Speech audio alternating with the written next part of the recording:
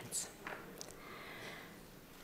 Good evening, Minister Stella and Ndabeni Abrahams and other members of government, Dr. Sweli McKees and leadership of the ANC, representatives from the DA, Action SA, the IFP, and Build One South Africa, Dr. Matthews Poza, ambassadors and heads of mission from the embassies of Bulgaria, Cyprus, Germany, Greece, Hungary, Israel, Lithuania, Mexico, and the United Arab Emirates.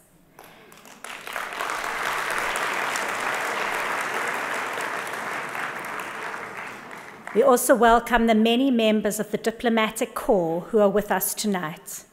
Chief Rabbi Warren Goldstein and honored Rabbanim, our special guest ambassador Deborah Lipstadt and her advisor Ludo Hood from the US State Department, Vice Chancellor of the University of Johannesburg, Professor Chilitsi Marwala, National Chairperson of the SAJBD, Karen Milner, and President Sean Zagnoff, Vice Presidents Mary Kluk and Zev Krengel, and other leadership of the SAJBD, leadership of the many Jewish affiliate bodies that are here tonight, Chairperson of the CRL Commission, Prof. Luca Masoma,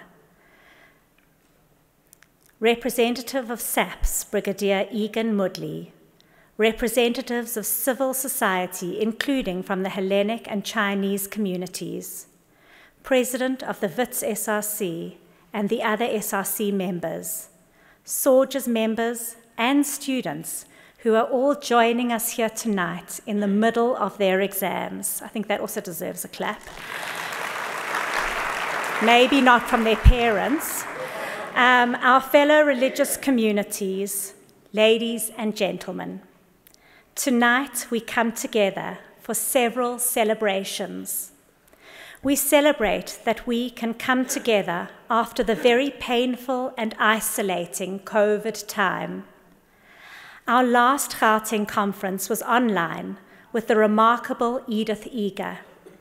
Tonight we come together with an opportunity to catch up, to laugh together, to eat together, and to renew our friendships. We celebrate our remarkable judgment in the Constitutional Court earlier this year, where 13 years after Kasatu's Bongani Masuku threatened and expressed hate against our community and our WITS students, he was found guilty of hate speech and later apologized.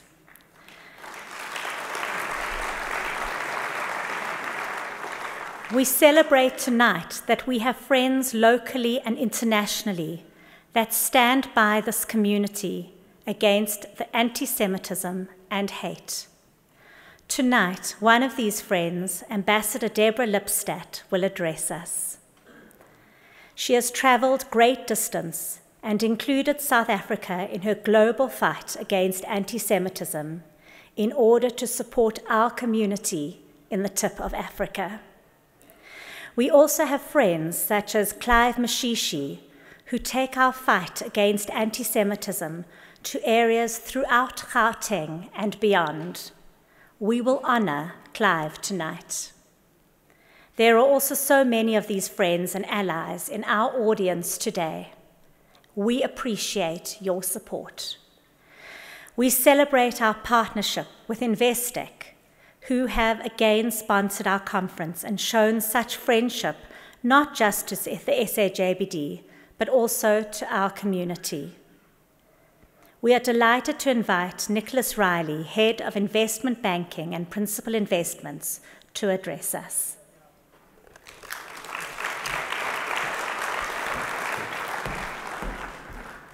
Thank you, Wendy. Ambassador Deborah Lipstadt, honored guests, friends, ladies and gentlemen. On behalf of Investec, I would like to congratulate the Gauteng Council of the South African Board of Jewish Deputies on this conference tonight. This biennial coming together of the Gauteng Jewish community and its leadership is one of the most important events on the Jewish communal calendar. I am therefore honored to be able to say a few words to you on this auspicious occasion. The SAJBD has a long and honourable record of representing and promoting the Jewish community in South Africa. It has further been a vigorous and proactive part of South Africa's civil society, as a whole contributing in multiple ways to the greater nation-building project. Investec greatly values its long-standing relationship with the Board of Deputies in working together to build resilience, finding solutions, and in general, working and finding innovative ways to make a positive difference on our country. We are therefore proud to be the anchor sponsor of this important event on the Jewish communal calendar. Investec has always had a close and mutually beneficial relationship with the Board of Deputies, as well as the South African jury, a community that has, from the outset, played a vital, innovative, and contributing part of society.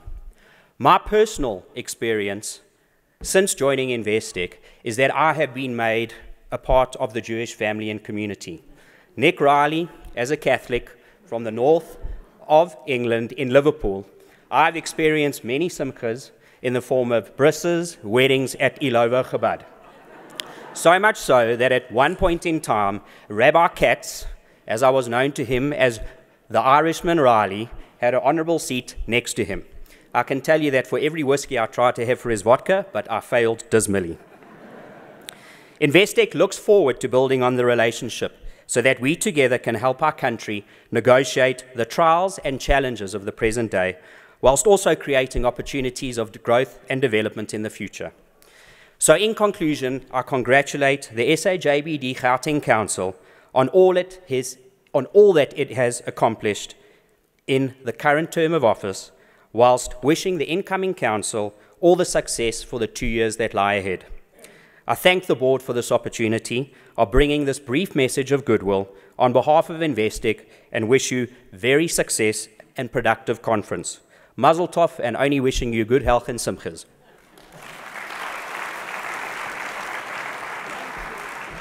Thank you, Nicholas. I'm now calling on our national chairperson, Karen Milner, Professor Karen Milner, to bring a message from the national board.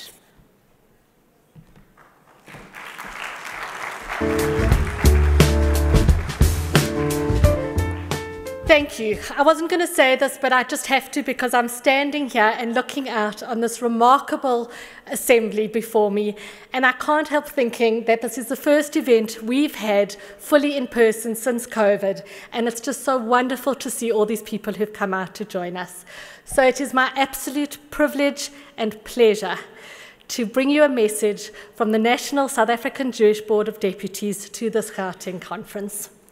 I'm going to keep it very quick because nobody likes to hear thank yous forever, but we would be completely remiss without recognizing the incredible work that the Gauteng Council has done, so ably led by its chair, Harold Jacobson, and its executive, Mark Pelsniak, Danny Mofsovit, and Leslie Ann Gator.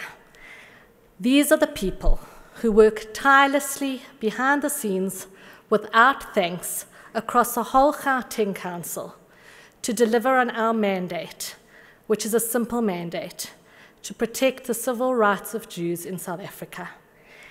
It should be a simple mandate, it isn't always, but I want to really give thanks and recognize them, and recognize in particular Harold's leadership in leading a council that has shown the most incredible dedication, commitment, energy, everything that you could want for a group of representatives with no ego and nothing in it for themselves other than to work on behalf of the Jewish community.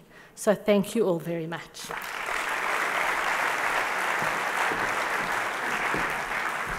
And speaking of Harold Jacobs, we would like to call up our Gauteng chair to give his chairperson's message.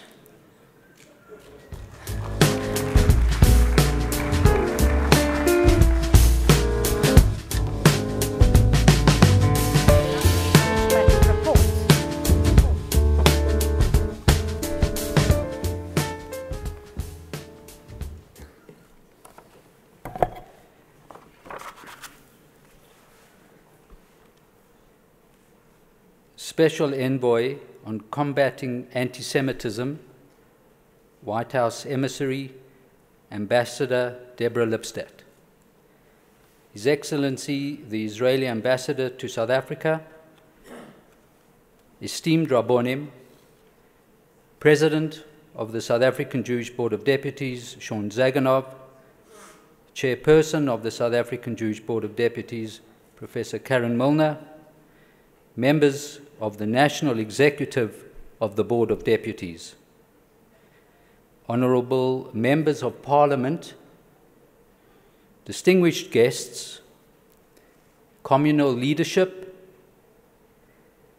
ladies and gentlemen, my dear wife and family, friends, it is my honor and distinct pleasure to welcome you to the biannual conference of the South African Jewish Board of Deputies, Gauteng Council.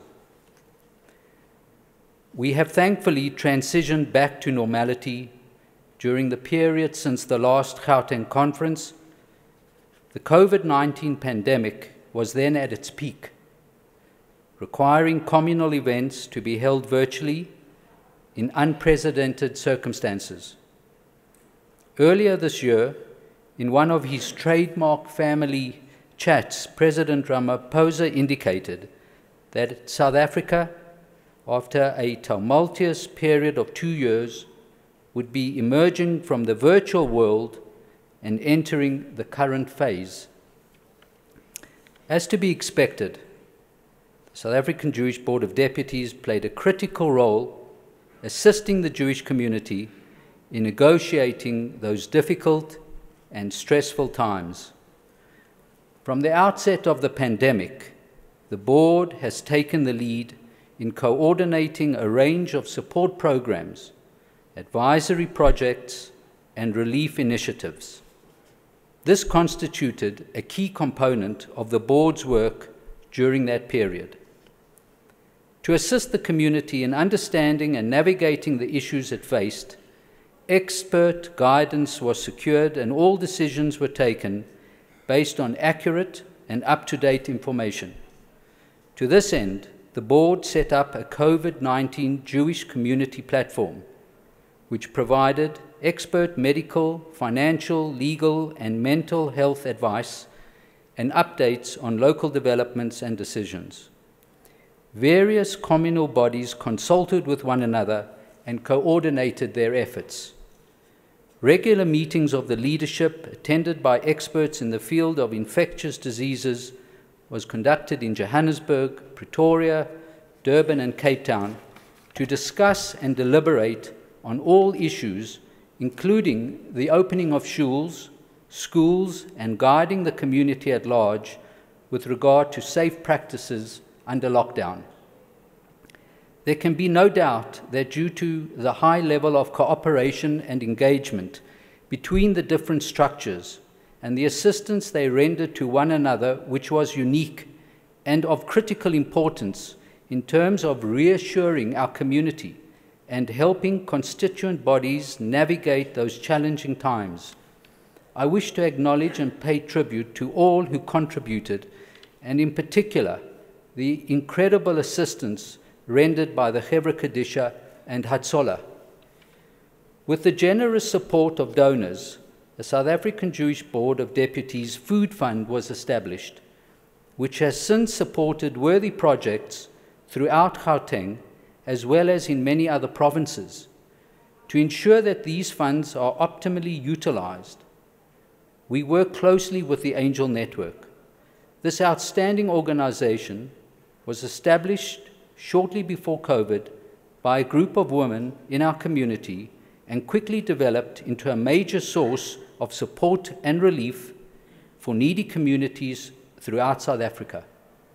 Whilst the worst of COVID is thankfully behind us, dire poverty remains endemic in our society, and this aspect of the board's COVID-era work is of necessity continuing. There is consensus among social partners on what socio-economic challenges we face and what needs to be done to resolve them. Together with the fine work being done by our affiliate organizations, such as the Union of Jewish Women and Africa Tikkun, and also by many generous and caring individuals, grassroots goodwill has been generated towards the Jewish community. The Gauteng Jewish community at this particular juncture needs to take stock and, where appropriate, consider setting new goals and addressing challenges and aspirations to ensure that our world-class affiliates reach even greater heights in a collaborative approach, thereby continuing to serve in the best interests of our community. To all these organizations, as well as the many individuals who rendered outstanding service in a range of different spheres, on behalf of the Gauteng Council, I say Yesher Koach and thank you.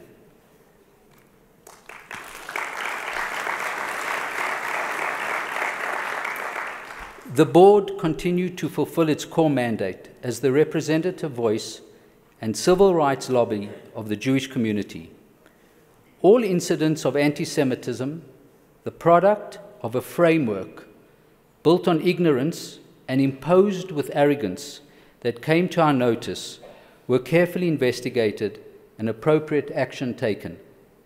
In partnership with the South African Zionist Federation, SAJBD and others, the board worked to counteract anti-Israel extremism in the media, the political sphere, and on university campuses.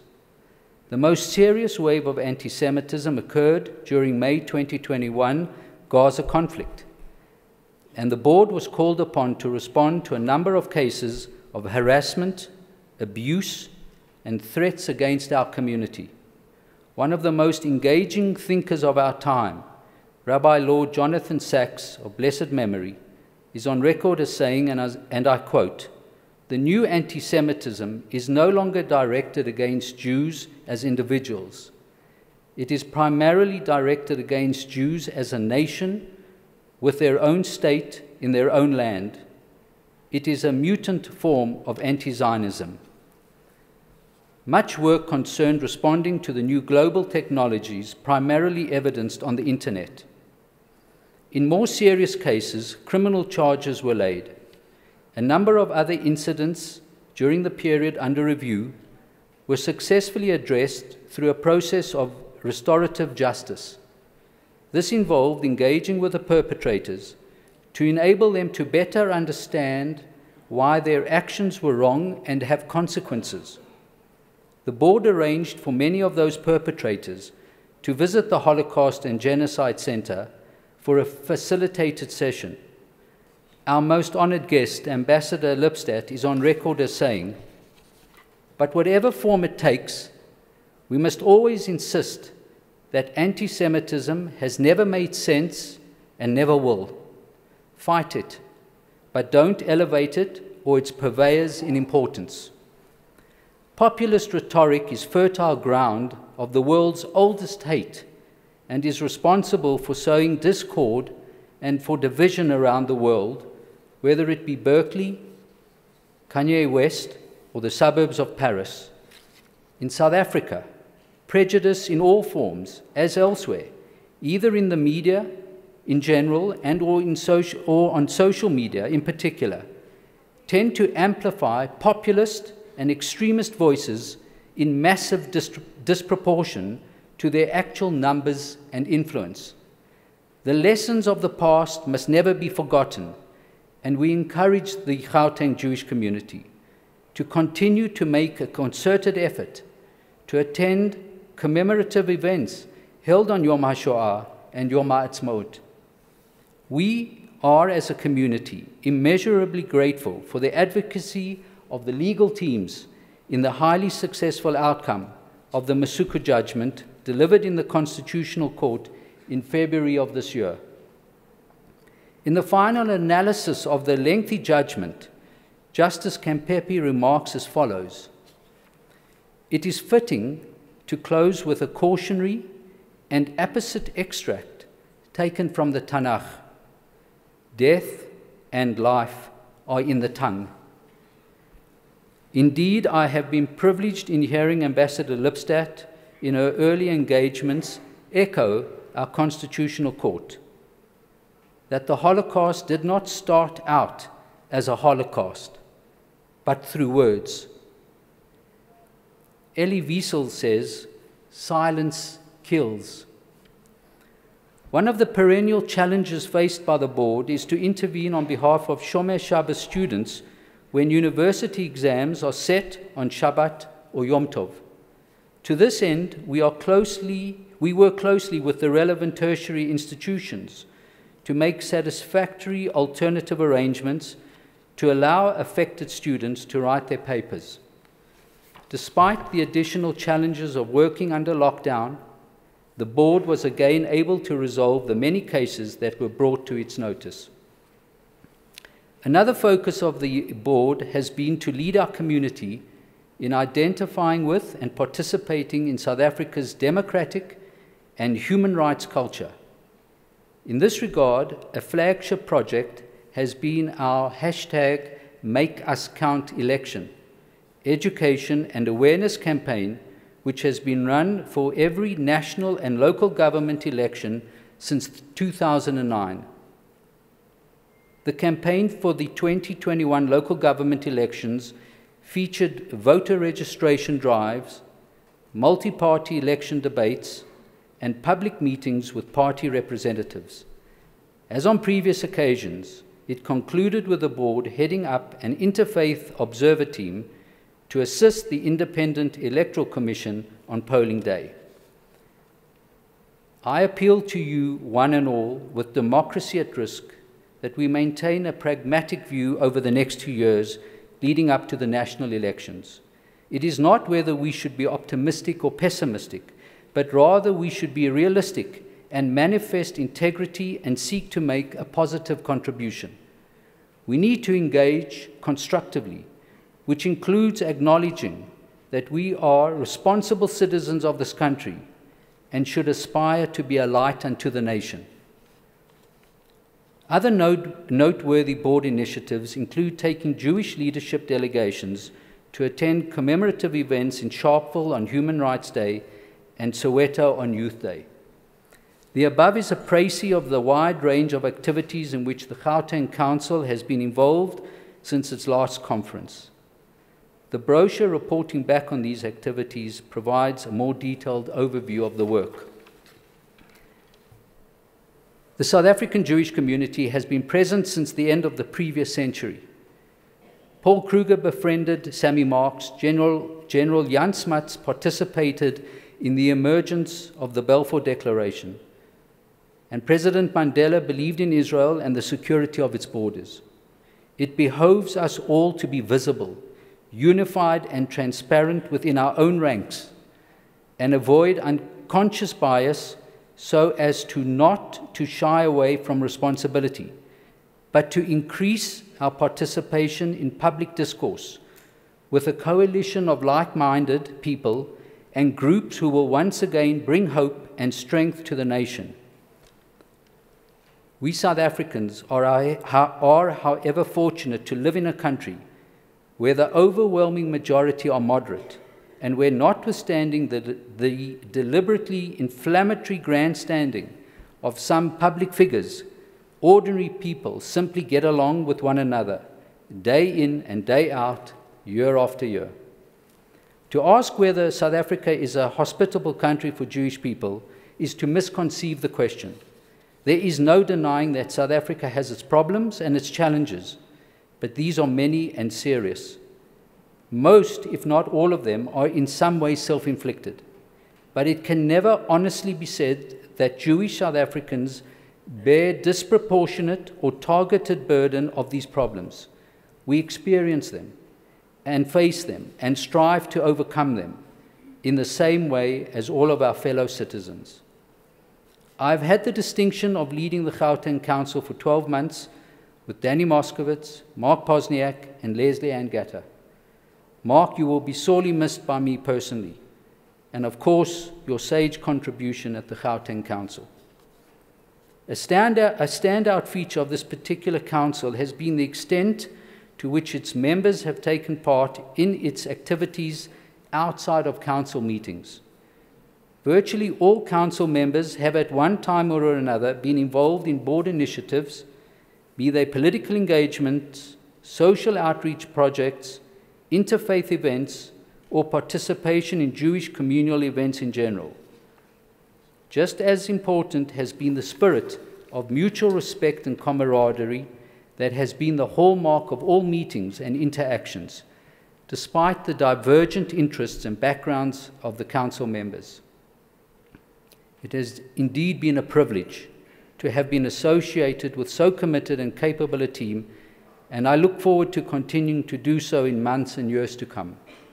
In conclusion, I wish to thank Wendy Kahn, who always gets it done, the National Executive, my fellow council members, as well as the board's professional executives, for their unfailing friendship and support during my time in the chair.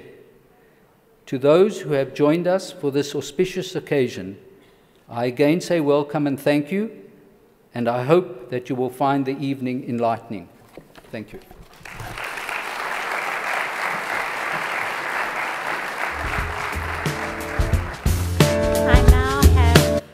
I now have a real pleasure of sharing with you something that has been really so important to every single one of us at the board. We talk so much about having a zero tolerance to anti-Semitism in South Africa, and the Masuku case really bears testament to that. For 13 years we fought this case. We went on it's actually our bar mitzvah year. And our bar mitzvah year, we managed to get a really amazing present. And we want to show you, because I think many members of our community phone up the board and they say, oh, something's happened, anti-Semitic incident. And they're very, very agitated at the time, and they're very irate at the time. And then they carry on with their lives. And we are the ones that have to make sure that that case is taken up, and it's taken up seriously. So for those of you that have forgotten or never knew about the Masuku case, please indulge us. We would like to go on a history from the beginning of the case right up till the judgment in February this year. It was the beginning of 2009, the end of the Gaza war. It was during Israel Apartheid Week in South Africa. Anti-Semitism levels were increasing drastically in the country. And Bongani Masuku, the international relations person for COSATU, embarked on a campaign of hate against the Jewish community in South Africa, targeting its leadership and members of the community. Look, I think it was one of the most difficult periods as a communal leader.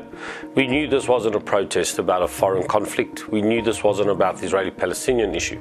This was intimidation against the local South African Jewish community. So it's a Friday afternoon in a suburb, it's a Jewish suburb where the offices are based. People are going about their business. They're trying to get shopping done, get a challah before Shabbat. There's a lot of shul, so there's normally quite a lot of activity.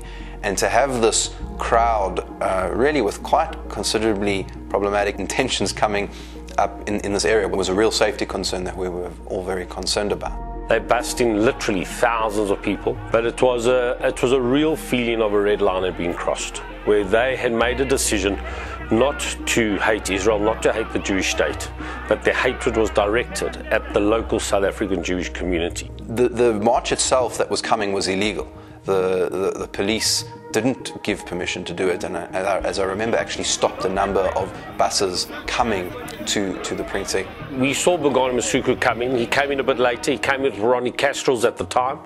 He had already made very offensive comments before. We had been on live TV debates where there was incredible hatred. The verbal rhetoric of what they said, how they spoke about the effing Jew, how Bongani Masuku threatened any Jewish business that supported Israel would be targeted by the workers, a direct threat.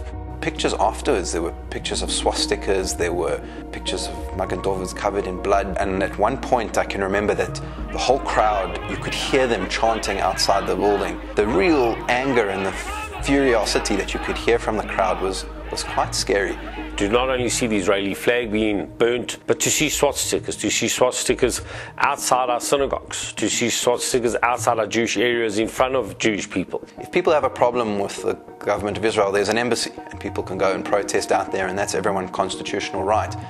But to come into a Jewish area on a Friday afternoon and protest at a Jewish building because you have a problem with Israel using swastikas and bloodied Magen Davids, I think tells you exactly what it is that this protest was out to do and what their real intentions were. And it didn't end with the protests. Masuku started posting his vitriol and hatred online. I, together with Stephen Maggard, was the co-author of the award-winning blog It's Almost Supernatural, which we started to highlight the bias in the media against Israel in South Africa. COSATU's international relations spokesperson, Bongani Maseku, left a comment, a racist, a hurtful comment on our blog in response to posts that we'd been publishing about the war. The comment basically referenced Hitler and threatened the South African Jewish community with perpetual suffering unless we relented and condemned Israel.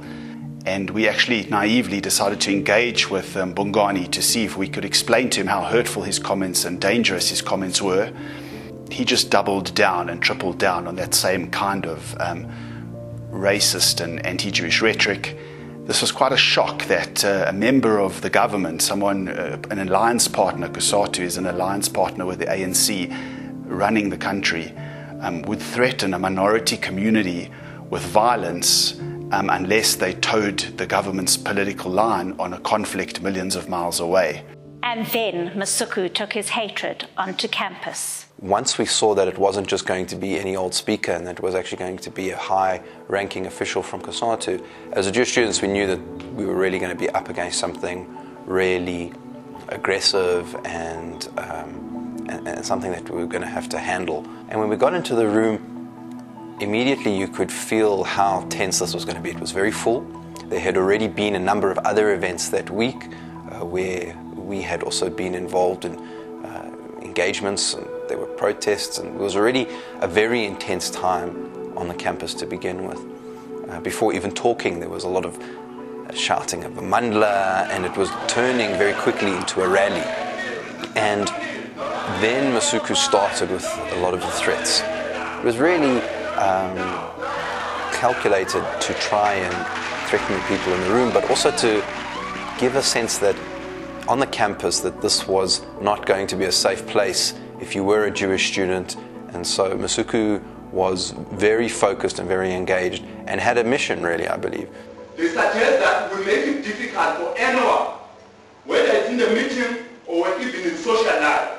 Anyone who supports Israel must have his life as hard as the Gaza people were suffering recently. Any South African family that sends its son or daughter to be part of the Israeli Defense Force must not blame us when something happens to them. Since we started the campaign, I've been receiving several emails from some of the mentally disturbed Zionists who think that we're... Sorry, I'm doing medical engineering. How does that make me mentally disturbed? I made it clear to them, including one from Australia. We won't shut up when we're being threatened. I made it clear to them. I won't shut up when they're threatening. Your emails, however many they can be, will not stop one thing: the mighty wave, the tsunami. That is very scary. Whether anti-Semitic or not, it's none of my business, and I don't care. We needed to do something. We approached COSATU with a view to engaging with them over the statements made by Masuku. They refused to meet. We then went to the Human Rights Commission, where we laid a complaint of hate speech against Masuku. In December 2009, the Human Rights Commission came back with a finding of hate speech against Bongani Masuku, and they directed him to apologize to the Jewish community. When Bongani Masuku refused to apologize, the Human Rights Commission approached the South African Jewish Board of Deputies with a view to taking the case to the Equality Court. When the case of Masuku came to our attention, we felt that, It's an issue which we have to address as a Commission because it goes to the heart of the values which inform our Constitution and the mandate of the Human Rights Commission to advance equality and actually fight against unfair forms of discrimination, be they racial or otherwise. How can someone who actually holds a senior position in the union take this position, and therefore the signal his defiance will be sending to the country as far as the project of promoting equality in our country and harmony in our country. We come from a terrible history, and it's very important that we basically do everything to correct the past and build a country where there is harmonious existence between all the different groups which make up South Africa. In February 2017, we found our way to the Equality Court in the Johannesburg High Court. We sat for a full week listening to witnesses speaking about this particular case. And eventually, at the end of that year, Bongani Masuku was found guilty of hate speech in the Equality Court.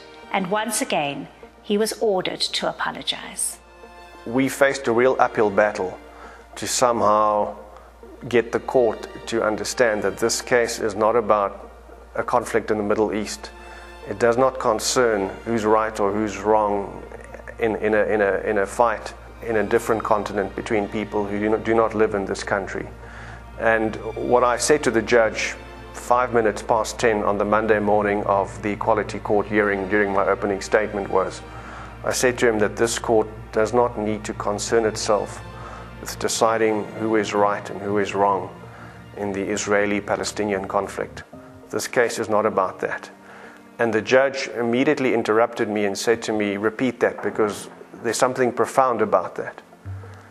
The key thing that I had to explain was how, given that the things that Masuku said were generally in relation to Israel and not directly to Jews in general, then I had to make a case to the court about why I would consider that to be still possibly anti-Semitic.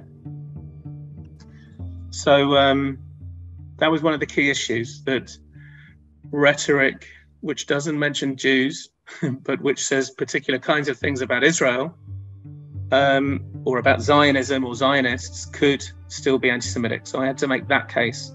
Once again, Bongani Masuku refused to apologize.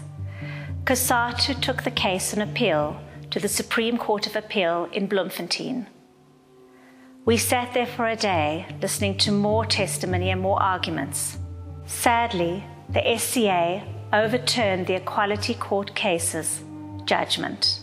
The SCA judgment was considered to be deeply flawed and problematic, according to many in the legal fraternity, and we knew that we had to appeal that decision. Eventually, the case reached the Constitutional Court in 2019, a full 10 years after Masuku had come and hurled such abuse at community members in a Jewish area in Johannesburg. 10 years after he had gone into a lecture hall at Wits University and threatened Jewish students there. 10 years after he had posted his hate on a blog. It is hate speech to malign people and threaten them for who and what they are. But it's not hate speech to malign or even threaten them for their politics. So what the defendant did was to say it was not an anti-Semitic comment. It referred to the Zionists and therefore to the politics of the people involved, and he was for that reason not guilty of hate speech. But what the significance of the case was is to expose the fallacy of that speech, disguised speech, because in the circumstances of the case, the court held that although the defendant maligned the Zionists, it really meant the Jews. That, I think, was the most important point, and I must tell you that although I also made the point, the one who made it most forcefully was my co-counsel, Carol Steinberg, who is a Jewish woman and who spoke passionately. She had a speaking turn of 7 minutes She spoke passionately for 37 minutes and engaged, and I think turned the court on that issue. When I stood up in the Constitutional Court, this packed court, half of it full of the Jewish community and half of it full of the Muslim community, I stood up and I realized that for the first time I wasn't only a professional advocate doing my best for my clients, I was there for myself too. And it was an extraordinary feeling. I had my carefully prepared notes, and somewhere I had mentioned that in one of the marches where offensive language was used, there was a swastika, and that was an obvious symbol of anti-Semitic hate. And one of the judges interrupted me and said, "Ms. Steinberg, are you going to explain why the swastika is a symbol of hate? You've just assumed it is." And I stopped dead in my tracks, because I realized at that moment that I had assumed that the judges would know about the history of European Jewry, about the Holocaust. But I was wrong. And I just threw away my prepared notes and I spoke about what happened. And the court heard. The day the judgment was coming out, I was sitting on Spielkes and just terrified of losing and the implications of what it would mean. And the email arrived and I flipped to the end and I saw that we'd won, and then I did a quick read through, and when I got to the last paragraph and the last sentence of the judgment, I burst into tears, because the last sentence of the judgment, written by the judge who had asked to explain the significance of the swastika, the last sentence says, "It would be apt to end with some words from the Torah. Life and death are in the tongue." And that is not something we'd put into our argument. That is something she had gone out and found. The Constitutional Court upheld the Human Rights Commission and the Equality Court findings and found Bongani Masuku to be guilty of hate speech. He was ordered to apologize, and this time he did, both in a letter and it was posted on the COSATU website. After 13 years, the board's hate speech case against Bongani Masuku was successfully concluded. This judgment absolutely vindicated the huge efforts, dedication and determination the board, and particularly Wendy, Zev, did in seeing through this lengthy process. I salute them for their courage and determination, and think that all of us, both locally and internationally, owe them a huge debt of gratitude.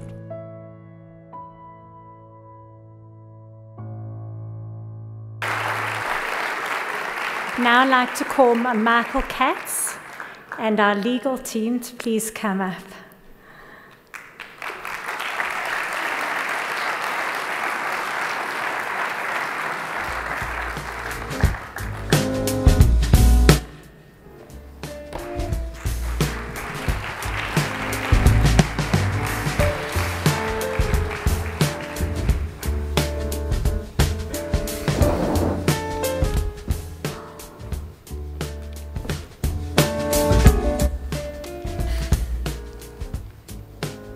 Ambassador Lipstadt, honoured guests, the four of us were involved in the Constitutional Court hearing and case, and You've seen the history of it, so I'm not going to repeat that.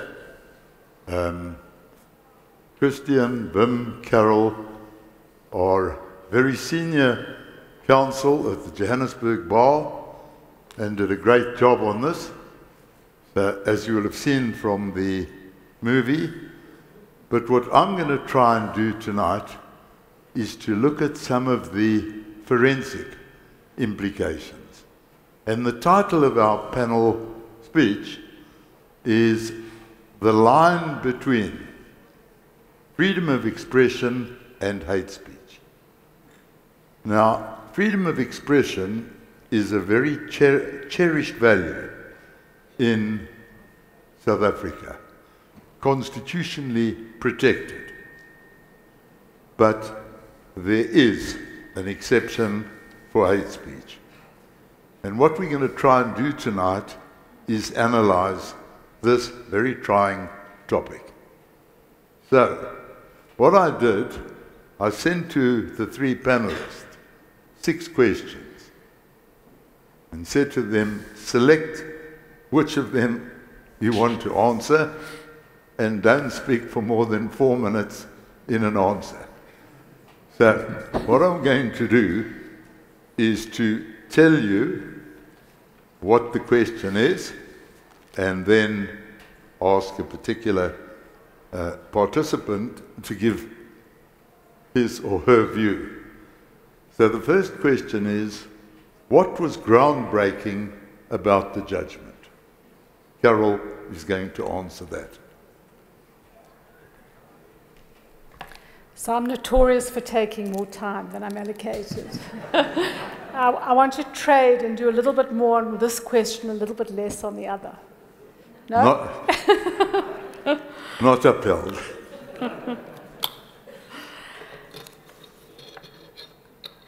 In order to answer this question, what is groundbreaking about this judgment, I want to, like Harold, refer to something that the late Rabbi Lord Jonathan Sacks said in defining anti-Semitism. This was to the European Parliament in 2016. And he said, let me first define anti-Semitism. Not liking Jews is not anti-Semitism. Second, criticizing Israel is not anti-Semitism. Anti-Semitism means denying the right of Jews to exist collectively as Jews with the same rights as everyone else. It takes different forms in different ages. In the Middle Ages, Jews were hated because of their religion. In the 19th and 20th century, they were hated because of their race. Today, they are hated because of their nation state, the State of Israel. It takes different forms, but it remains the same thing. The view that Jews have no right to exist as free and equal human beings. And I start with that quote because the Masuku judgment goes exactly to navigating that boundary between anti-Zionism proper and anti-Semitism. In other words, it recognizes that there are legitimate cases of anti-Zionism, meaning legitimate criticism of the government of Israel, of the politics of Israel. But that the rhetoric of anti-Zionism can also be used to convey anti-Semitic hate speech. That is the burden of the judgment, and what a difficult line that is to navigate. So Masuku's defense was, he said, I've got no problem with Jews. Some of my best friends are Jews. He said, my problem is with the state of Israel. And he even pointed to where he'd said that from time to time. So the challenge for us as the lawyers was to show that, yes, he never used the word Jew, yet he was conveying anti-Semitism. And when I researched other legal jurisdictions for this, for our argument, I assumed I would find judgments or learning on this issue because, as one can see from Rabbi Lord Jonathan Sachs, this is a global problem.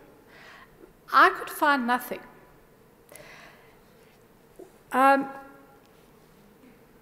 We argued that, I think the biggest argument that we made was that what Mr. Masuku was doing was using proxy words. He was using one word to stand for another word, right? He was using what is a socially and legally acceptable word as a cover for a meaning that is not allowed in our law, right? So he was pretending, to put it crudely, to be anti-Zionist when he was actually being anti-Semitic.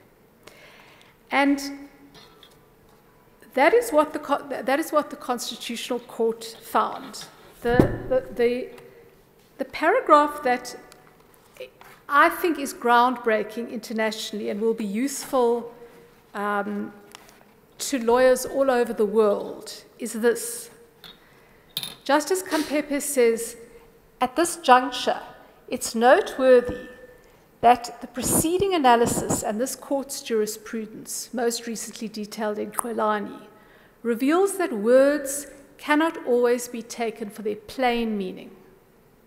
The first amicus, that's us, the Johannesburg Holocaust and Genocide Center, aptly emphasized that there exists a long narrative of anti-Jewish rhetoric. This has dominated world history for thousands of years and culminated in the Holocaust. Due regard to this context and history must be observed when dealing with expressions that are allegedly anti-Semitic, because many socially acceptable words may become a proxy for anti-Semitic sentiments. Focusing on the plain text and ignoring the objectively ascertainable subtext would be ignorant, inappropriate, and antithetical to what our Constitution demands. And the finding Mr. Masuku guilty in some of his statements of hate speech turned on that paragraph. And it was the statement in which he invoked Hitler. And the court says, you don't invoke Hitler to talk about Israel. You invoke Hitler to talk about Jews.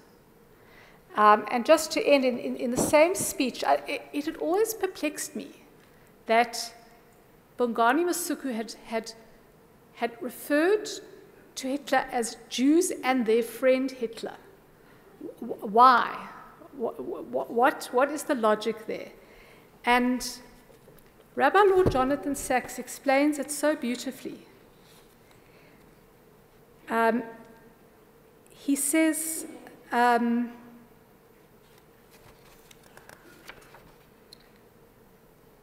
needless to say, I've lost it.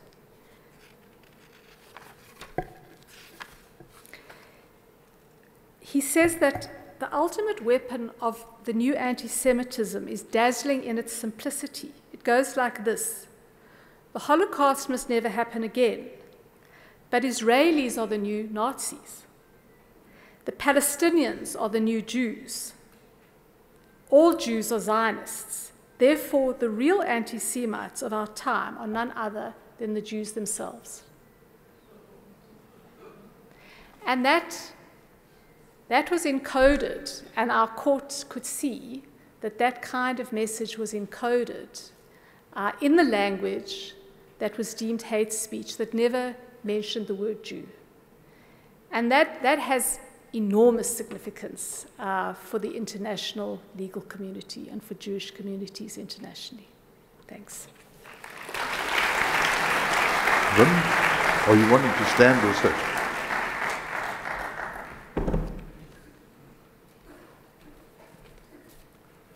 Now you see how Carol persuaded the Constitutional Court. They had no choice after listening to her. So the second question I posed to the panel was, should the legislative and jurisprudential approach to hate speech be different in South Africa? And a third question following from that is, if you could formulate the law regulating hate speech, what would your approach be? Wim has volunteered to answer both of these. Thank you so much for this wonderful opportunity. You know, I spend my life trying to persuade judges of what the law is. Never do they ask me what I think the law should be. So it's a delightful opportunity for to respond to your invitation to tell me what I think the law should be.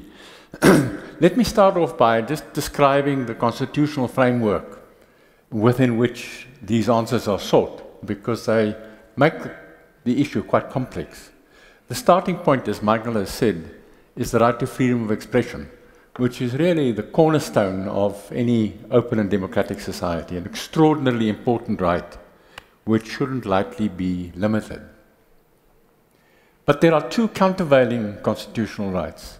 The first is the right to dignity, which entitles every person to be treated and respected for the human beings we all are. Also a very important right and founding value of our Constitution. And the second is the prohibition of discrimination, which prohibits discrimination on a range of prohibited grounds. All of those prohibited grounds are qualities that define people for what they are. They are, for instance, race, sex, religion, ethnic origin, sexual orientation, and so on. Qualities which are innate, which define us for what we are. So the prohibition against discrimination prohibits discrimination against people, not for what they do or say, but for what they are. Now, within that framework, it's of course a complex issue to strike a balance between freedom of expression on the one hand, which suggests one should be allowed to malign anybody, and dignity and prohibition of discrimination on the other. We already have three sets of laws that regulate and navigate that tension between the three rights. The first and most obvious one is the law of defamation, which is a civil remedy that regulates the circumstances in which it is unlawful to defame other people, as Riva Foreman here would know, because she did a big case in the 80s on defamation. But that's the first law that regulates unlawful speech. Another common law which regulates unlawful speech is a delict and a crime called crimen injuria, which makes it both a civil wrong and a criminal offense to insult people in their dignity, in their human sense of dignity. In other words, it goes to the insult of someone by seriously injuring their sense of being. So there is that prohibition. The third is the one that we're talking about tonight, the prohibition of hate speech. Now, hate speech in its essence is any statement by which hatred is incited against people on a prohibited ground. In other words, it's the incitement of hatred against people, not for what they do or for what they say, but for what they are. And as Carol has explained, the purpose of it is to protect people against being maligned and ostracized by hate speech. The Supreme Court of Canada put it well. They said hate speech lays the groundwork for later broad attacks on vulnerable groups. They range from discrimination to ostracism, segregation, violence, and, in extreme cases, genocide. Now, the question is whether that is enough. Should we in South Africa stop at that point and protect people only against incitement of hatred for what they are? It seems to me that in South Africa, if not elsewhere, there is one further step we should take, and that is to protect people, not against the incitement of hatred, but against ridicule on a prohibited ground. It seems to me that what can the mischief that is achieved by inciting hatred against people for what they are can be equally poisonous and damaging by belittling people, not for what they say or for what they do, but for what they are. And in South Africa, where our relations and group relations are so fraught anyway, it seems to me that there is need for another category of prohibition of hate speech, where we prohibit powerful speakers from maligning vulnerable groups on prohibited grounds by belittling and demeaning them. Thank you very much.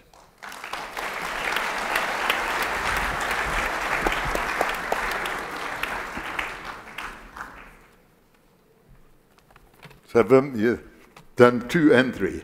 Yeah. Thanks. Okay. Okay, so the next question I pose to the panel is, if the boundary of hate speech is crossed, what should the sanction be? And Christian has kindly agreed to answer that.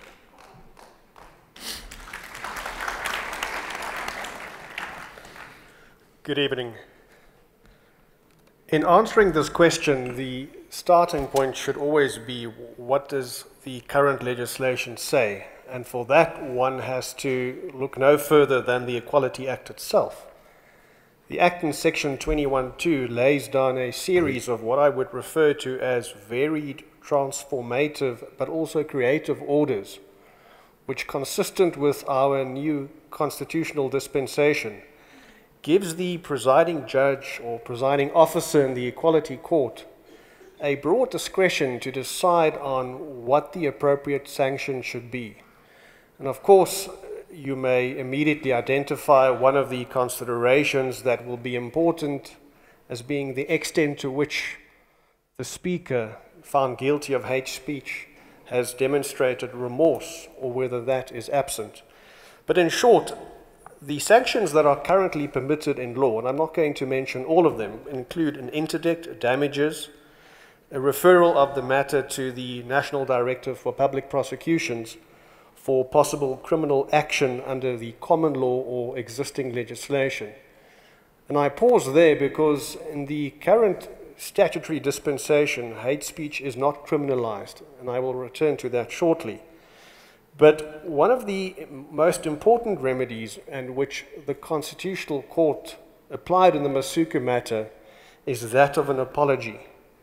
An apology, as the Constitutional Court more than a decade earlier in the matter of Leroux versus Day acknowledged, is an important method in our country, in our constitutional dispensation, to bring about restorative justice, to bring parties together through what the courts have now embraced as the principle of Ubuntu.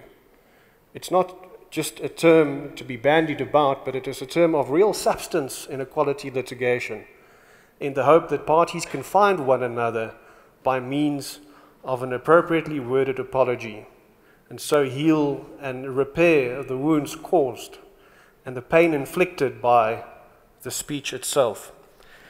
Now, that brings me to the question as to whether a criminal sanction should be appropriate. Now, the current Act does not criminalize hate speech. We have in the pipeline a hate crimes and hate speech bill.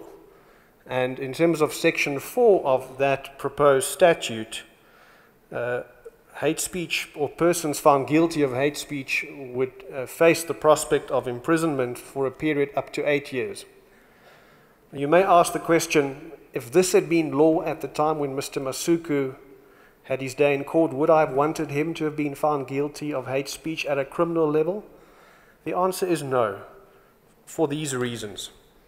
For starters, I am of the view that there is sufficient elasticity in the common law, and Wim referred to the crime of crimen injuria, whereby people can be convicted if they deliberately and with intent infringe the dignity of others. And the well-known case of Vicky Momberg would be an example where the NPA very successfully was able to convict someone of criminal injuria. Secondly, as the Masuku case has demonstrated, the civil remedies in the Equality Act do work if they are properly applied. And thirdly, we also have the Protection of Harassment Act of 2011, which criminalizes acts of intimidation. So what I'm saying to you really is that from a statutory and common law perspective, there are adequate remedies. And my view is that we do not need to criminalize hate speech. But there's a more important reason, and that is it reduces the opportunity for parties to find one another through the process of restorative justice, which Harold so aptly referred to in his address to you tonight. Thank you.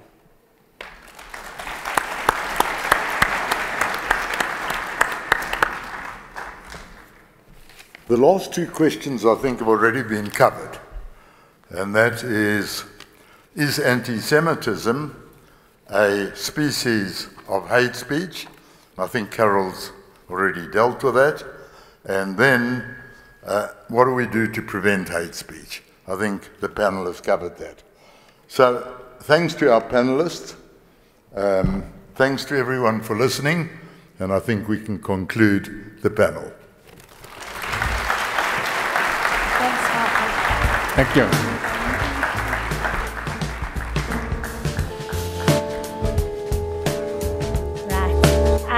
I am now honoured to call one of our Gauteng Council executives, Leslie Ann Gatter, to introduce our very special guest.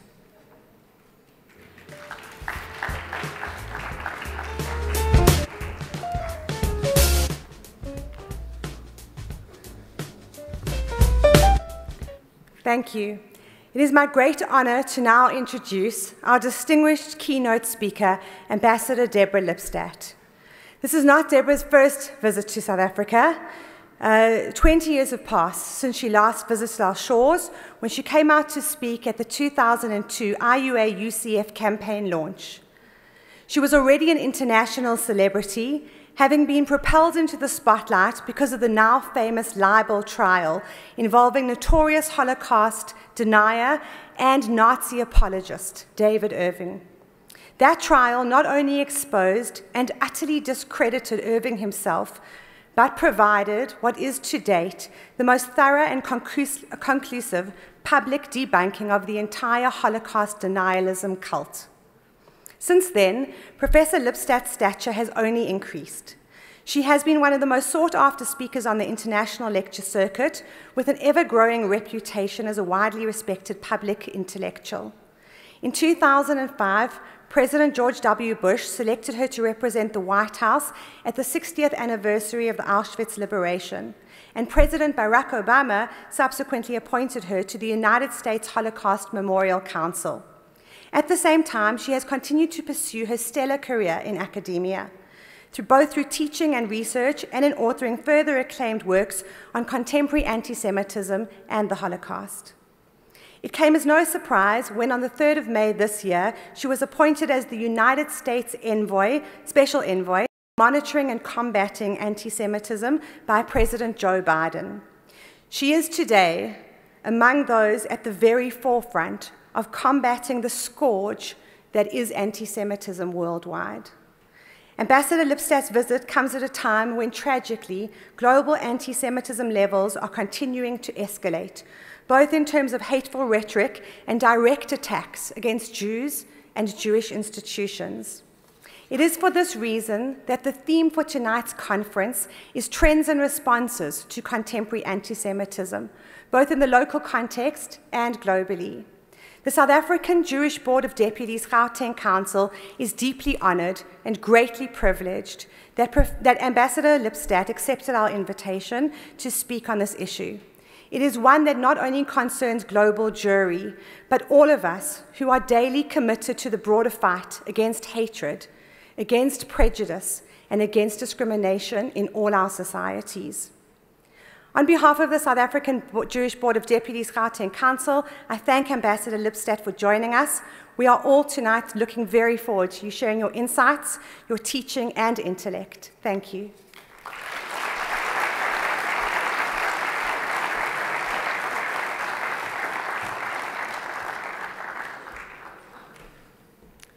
Thank you, Leslie Ann, for those very kind words. I will also do something that's probably impolite and correct you. 20 years ago was my first visit to South Africa, but in the interim I have made 3 additional visits.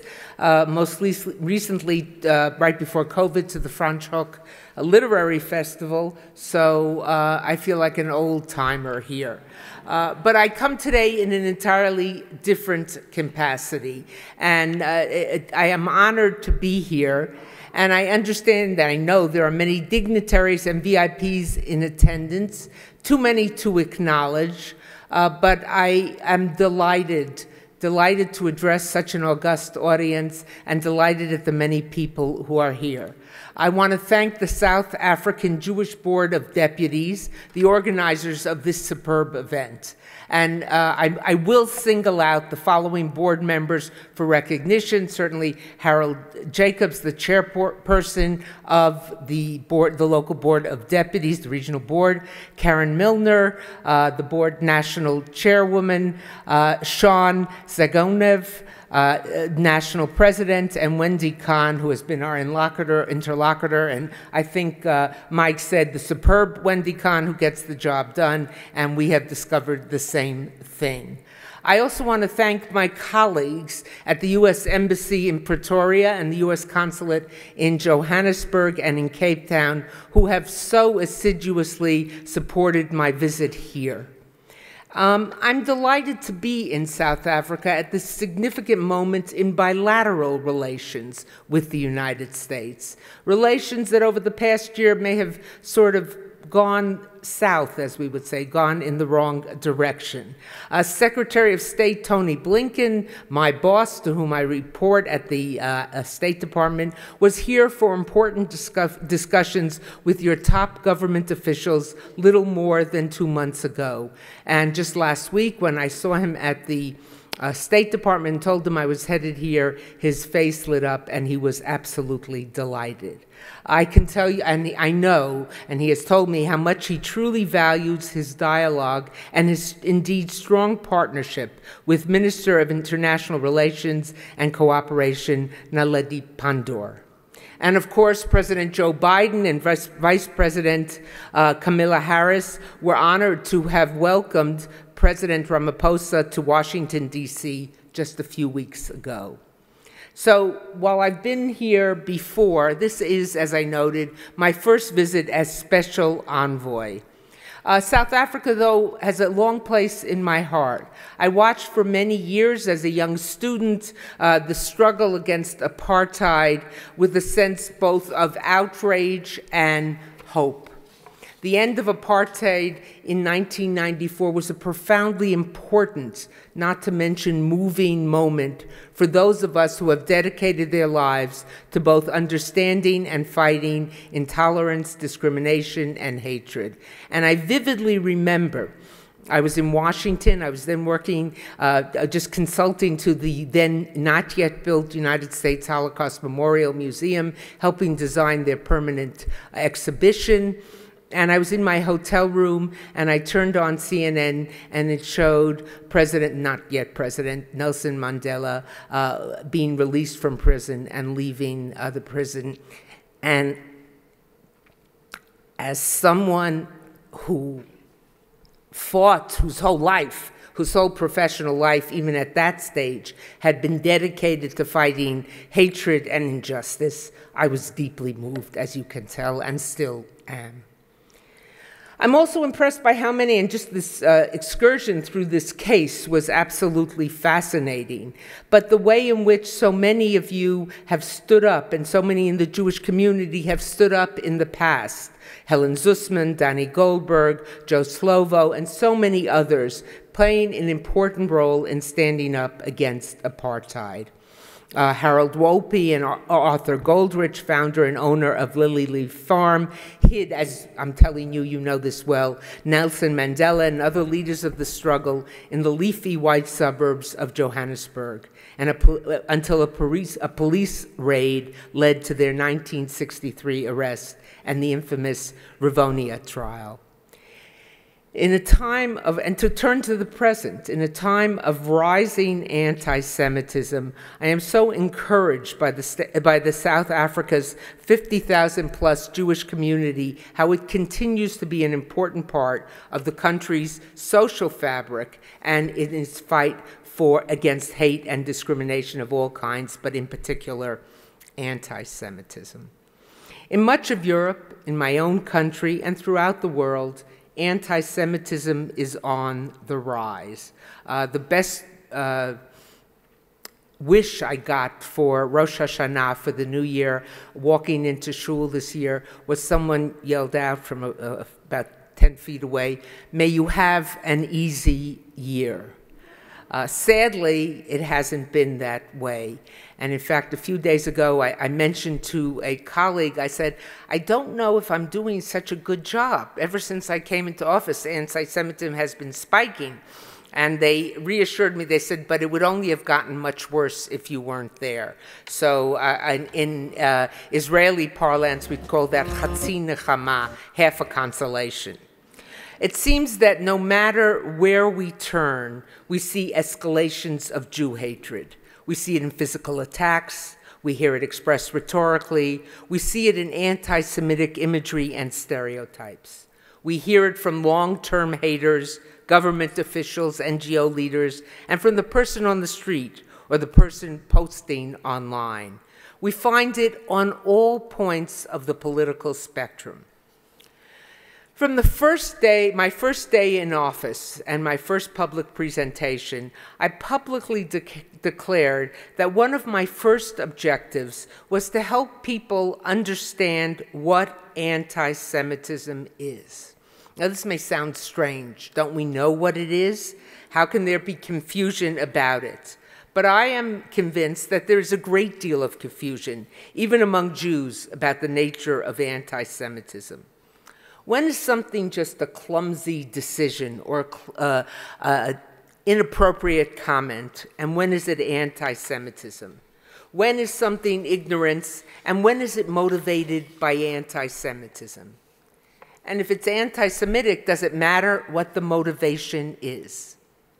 Now, what is anti-Semitism? As I was telling a group of law students this morning, that one of the most famous lines to come out of the American Supreme Court is a statement, a decision by Justice Potter Stewart in the early 60s regarding a Louis Malle film, I think The Lover, and the question was whether it was pornographic or not. Certain cities had tried to prevent it from being shown, and the case had made its way to the Supreme Court. And Justice Stewart said, I can't define pornography, but I know it when I see it. For many of us, that's similar to anti-Semitism, as it is for people of color with racism, as it may be for gay people, LGBTQ people with homophobia. You know it when you see it. You feel it in your bones. But I think we can actually do better than that. There was one pundit who said, an anti-Semite is someone who hates Jews more than is absolutely necessary. It's funny, but it's true, actually. I may hate you for good reason or because I'm simply paranoid, but I hate you. But if I hate you one iota more because you are Jewish, that's anti-Semitism. Similarly, in terms of racism, I may hate a person who happens to be black, but if I justify that hatred or add to that hatred, because they're black, that's racism. So yes, it's jocular, but it has a great deal of truth in it. But let's step back and try to analyze just for a moment what anti-Semitism is. I think from a structural perspective, it's a prejudice like all other prejudices. It operates in the same fashion. About each group that one has prejudice, whether it's a matter of color, of orientation, of ethnicity, of religion, there's a set of stereotypes. And if the person of the group in question does something that fits those stereotypes, say, that's how Jews are. But if they act in a converse fashion, oh, that's one of the good ones. That's one of the ones who breaks the mold. And the same thing with other groups, other forms of prejudice. This is the same modus operandi adopted by racists, sexists, Islamophobes, and so many other prejudiced people. Yet anti-Semitism also has distinct qualities, distinct from other prejudices. Before I talk about those, I also want to point out and think about the etymology of the word prejudice. Prejudge.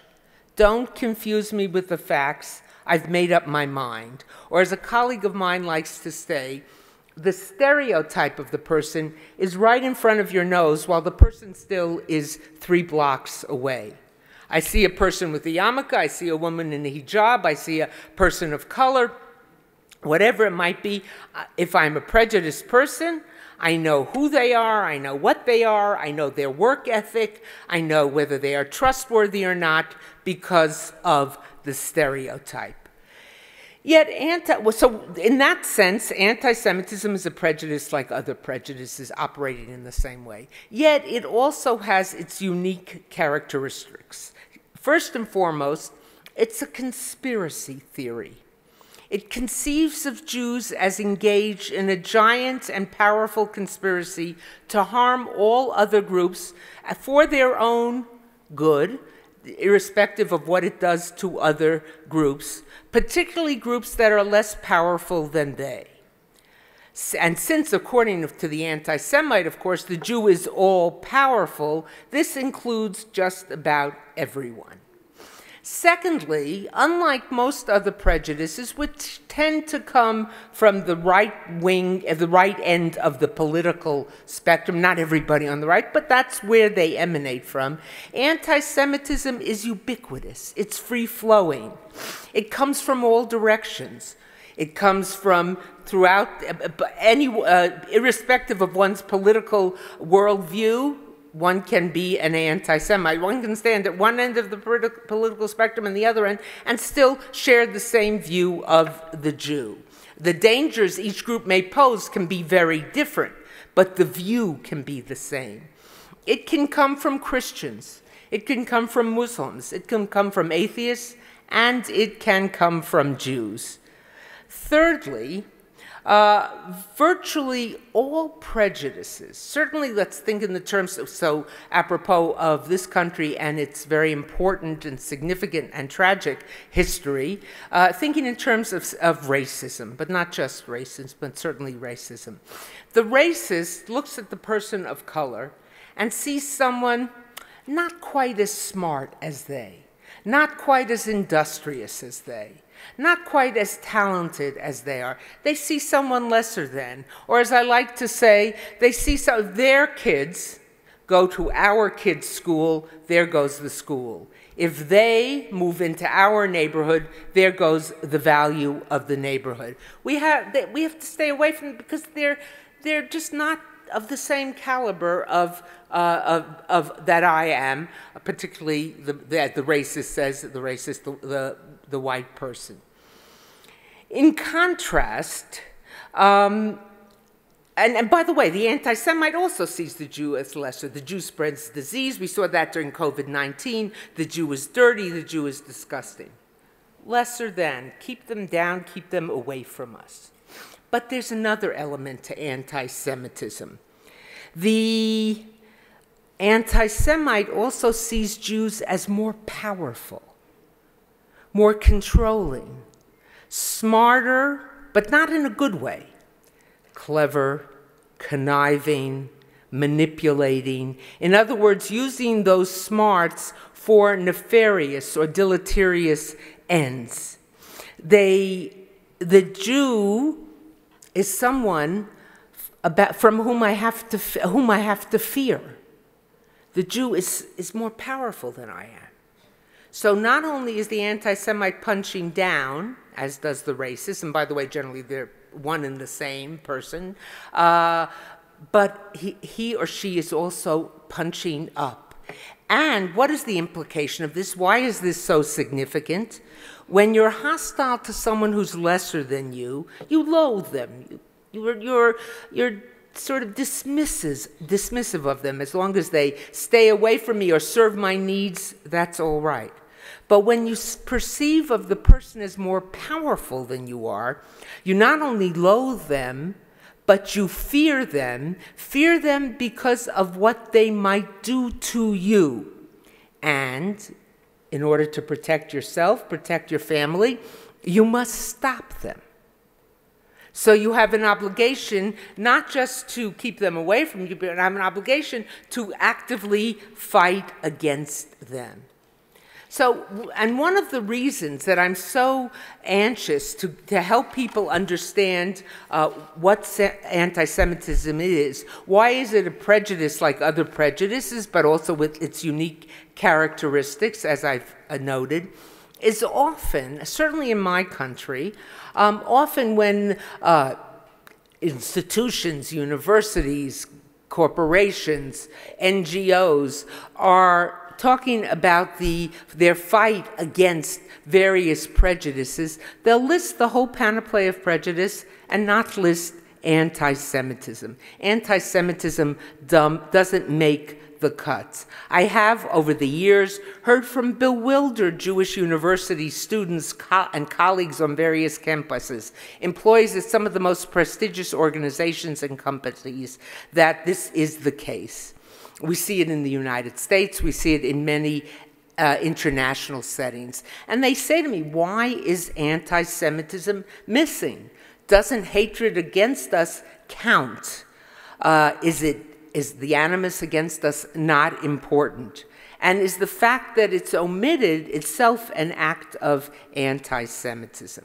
Now, sometimes it may be, and I may be a little generous here, but generosity is a good thing. Sometimes it may be an innocent oversight.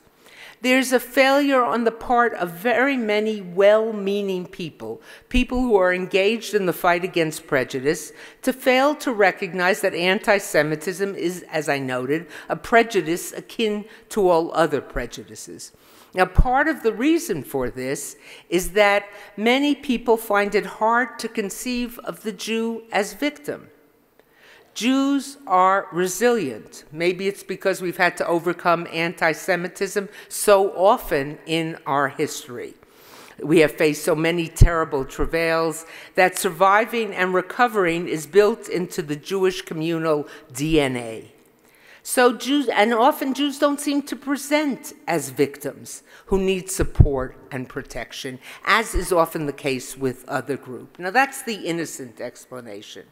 There is, I also admit, a less innocuous explanation.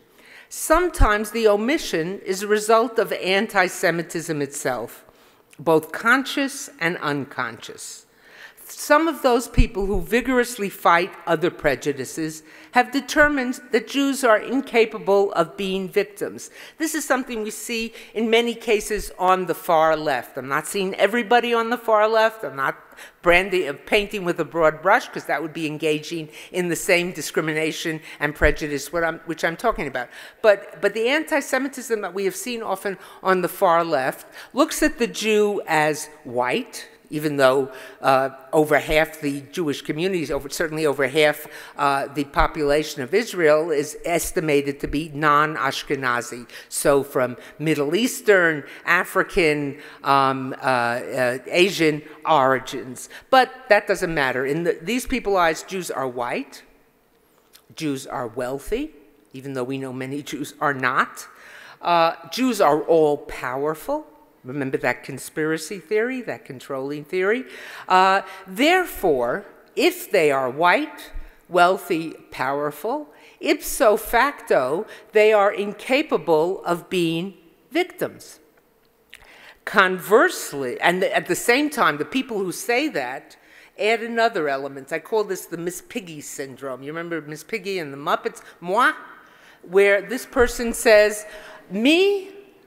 I am in my bones committed to the fight against prejudice. I imbibed hatred of intolerance and prejudice with my mother's milk.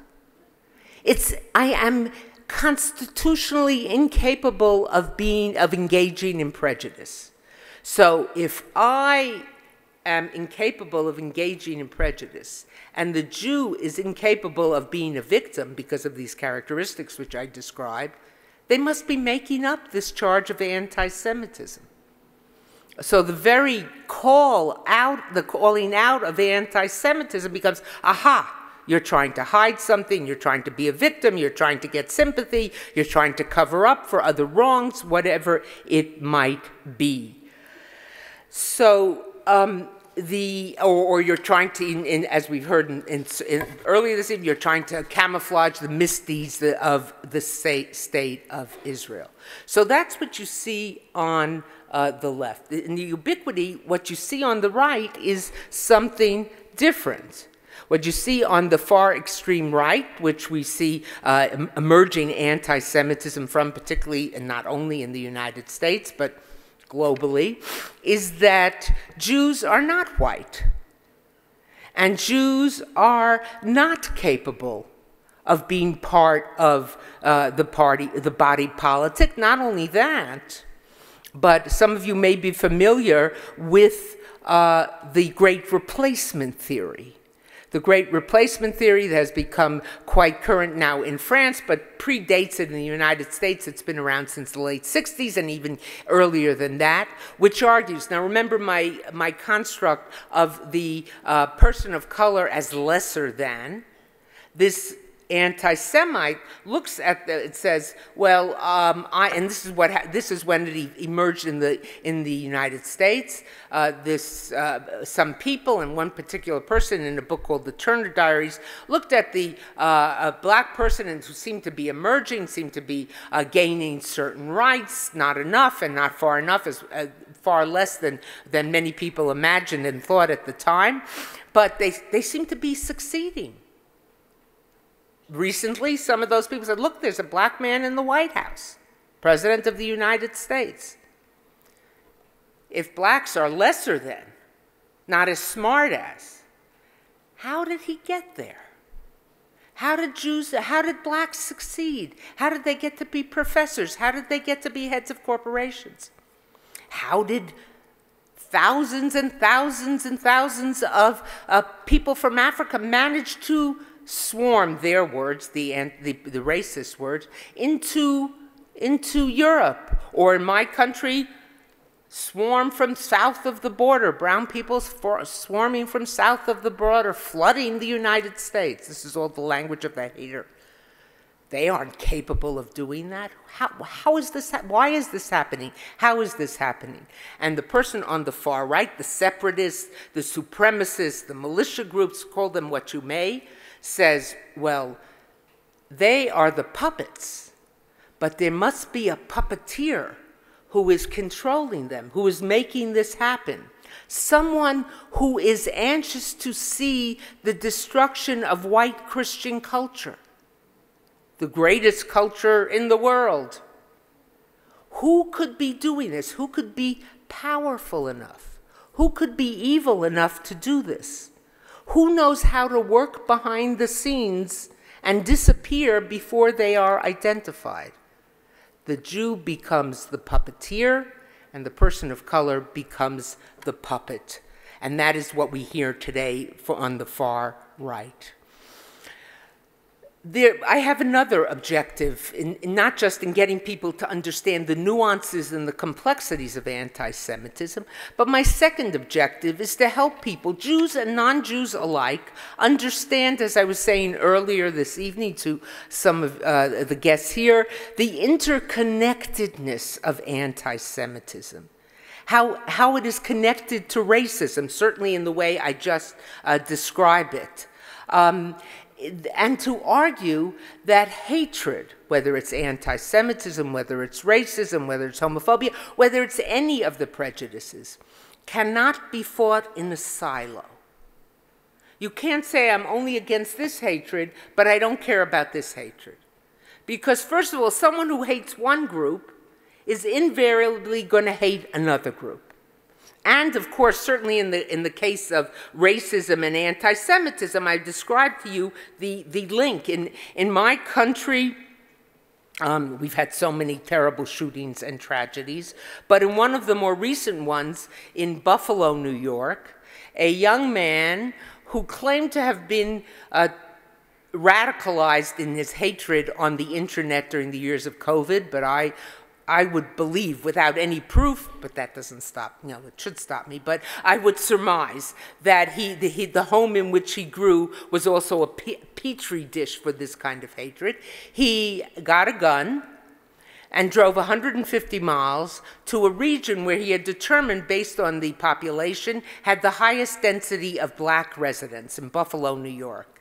And he went to a supermarket, the Tip-Top supermarket in an area where many black people lived, on a weekend afternoon in May, beginning of spring, families out getting ice cream for their children, buying snacks for movie night, just doing some last-minute shopping for the week ahead, and he murdered, I believe it was 11 people, cold blood, murdered them on the spot. He left behind a so-called, or he's still alive, he left a so-called manifesto. And when people began to read that manifesto, it was replete with anti-Semitism, talking about the Jew as our ultimate enemy. Now, I say this not to privilege one hatred over the other, God forbid, not at all, but to show you how the two, one leads to the other, and how they cannot be fought separately. And sometimes people think that there's a limited bandwidth. If I'm talking about racism, I'm not talking about anti-Semitism. I'm talking about Islamophobia, I'm not talking about homophobia. But the truth is that, as I said a moment ago, if you start to other one group, it's so easy to other another group. And the interconnectedness must be seen. We saw it in Charlottesville, in my country, Charlottesville, Virginia, at the march 4 summers ago, when it was Unite the Right March. And a whole panoply of groups from far-right extremist groups gathered at the University of Virginia in Charlottesville and marched with tiki torches, not by chance, the torches made famous by the Nazis in their evening marches, chanting, "You will not replace us, Jews will not replace us." That, they meant the replacement theory. And in a rally that was ostensibly about the removal of the statue of a Confederate general, there was an array of Nazi symbols, an array of Nazi rhetoric, and an array of "we love Hitler," and "Hitler, you started," they denied the Holocaust, but then they said, "Hitler, you started the job, we will complete it." So that is the extremism we see and the connection we see at the other end. So fighting this along with others, I have colleagues at the State Department. The secretary recently appointed his special representative, a young woman, to be his special representative on racial justice. And she and I work together with our ambassador on international religious freedom, and our ambassador who works on diversity. People who, and on there's someone who works on LGBTQ issues as they apply to our foreign policy. And we've come together and we say we are stronger. It's not just the unity, but there is a multiplier effect in sending the message that these hatreds are connected. But as a historian, I can also say, with a relative degree of confidence, that Jews are often the canary in the coal mine. When the canary falls over, be worried about what is coming. Get out of the coal mine. It is often the hatred that an authoritarian regime will begin with, but it's not the one they end with. Now, let me say something that I think is very important, and I've had this discussion with many people since I arrived in your country. It's crucial for us to understand, those of us tasked with fighting anti-Semitism, those who care about anti-Semitism, whatever their particular identity, to understand when something is anti-Semitic and when it is not. Statements can be made that are obnoxious, that are hateful, or policies or expressions, political views expressed, with which we strongly disagree. but they are not necessarily anti-Semitic. And the reason I say we have to be so careful is, first of all, if I'm going to call something out as anti-Semitic, I want to make sure it really is. And secondly, I don't want to fall into engage in what I call the Chicken Little syndrome. The Chicken Little, a character, I'm sure you have a similar character here in children's fairy tales, children's tales. Chicken Little was the character who was always yelling, "Dear me, the sky is falling." And of course, the first time he yelled it, all the animals ran and hid, and the sky didn't fall. Then he yelled it again, fewer of the animals went and hid. And he kept yelling it until one day the sky really was falling, and nobody paid attention. When I call something out as anti-Semitic, I want it to have the sting of 1,000 cuts, and not for someone to say, oh, every time she doesn't like something, she calls it out. Now, I've been in office approximately 6 months, and I've spent a good deal of that time out of the office traveling. My first stop in the first country I visited was Saudi Arabia to discuss anti-Semitism with them. There are very few Jews, if any Jews, living openly in the Kingdom of Saudi Arabia, but Saudi Arabia has often, in past decades, been one of the purveyors of anti-Semitism in the Muslim world, and to talk about normalizing the role of Jews, the history of Jews in the kingdom. I've been in many other countries.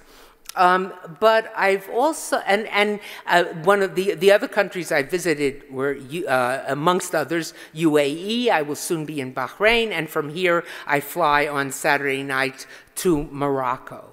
And I discovered that while one of the prongs, let's say if I have a pitchfork for doing my job, one of the prongs, of course, is putting out fires or going to countries that have had a rise of anti-Semitism and say, what are you doing about it? How are you preventing it from recurring? But I also have a chance now to do something positive, which is not often the case when you fight anti-Semitism.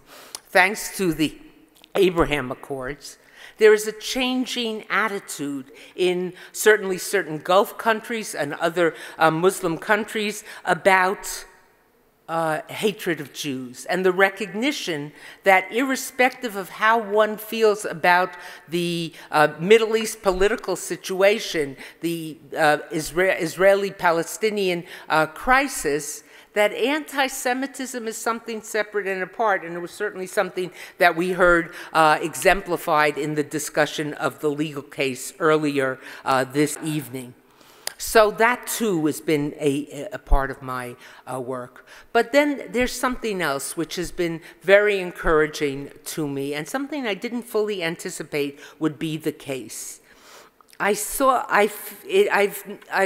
been able, because, well, let me step back for a moment, because I work for a Secretary of State who is so committed to the fight against anti-Semitism and was nominated and for this job by a president who cannot abide any kind of prejudice, including and speaks very openly about his hatred of anti-Semitism.